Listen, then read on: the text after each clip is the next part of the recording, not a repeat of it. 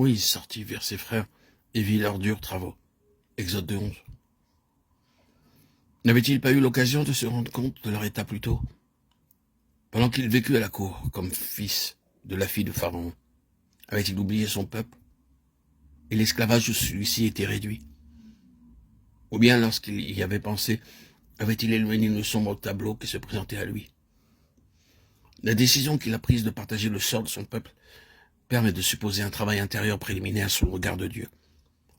Ce Dieu qui avait épargné sa vie alors que tant d'autres bébés innocents étaient morts dans les eaux du Nil, Moïse regarde et son cœur est ému.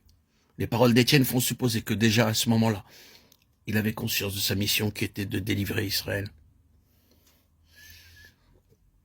Comme on maltraitait un Israélite sans cause, il prit sa défense et frappa l'Égyptien. Ah Moïse, c'est ainsi qu'on fait en Égypte, mais ce ne sont pas ici les voies de l'Éternel. Jamais Israël n'aurait été délivré avec les méthodes employées par Moïse, en tuant un à un les Égyptiens. Dieu se réservait d'agir d'une autre manière.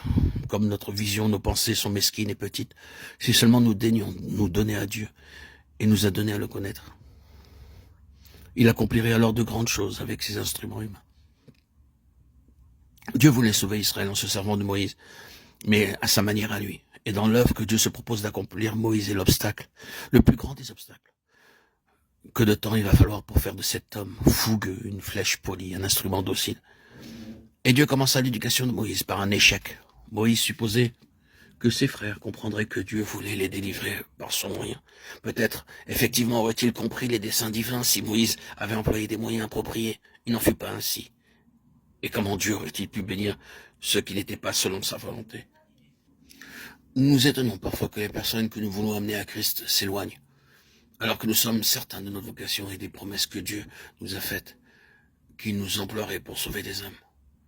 Le cœur rempli de la joie des instants de communion pendant lesquels nous avons eu le sentiment de sa présence et la révélation de sa volonté, nous sommes allés de l'avant pensant que les autres comprendraient. Or, ce n'était pas Dieu qui était à l'œuvre, ce n'était pas lui qui envoyait.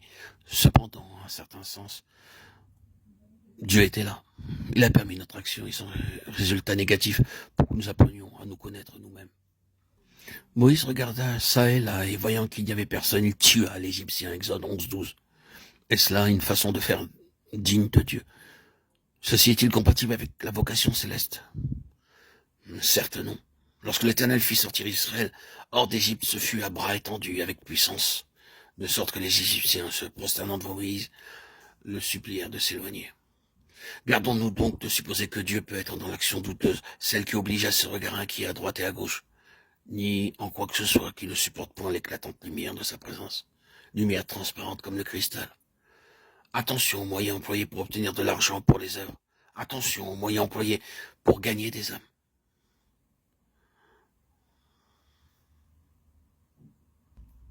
Il faut que la vie soit en harmonie avec la pensée de Dieu. Ensuite, travaillons avec lui, mais jamais sans lui. Dieu et Moïse pouvaient faire sortir les enfants d'Israël hors d'Égypte. Moïse tout seul ne l'aurait jamais pu.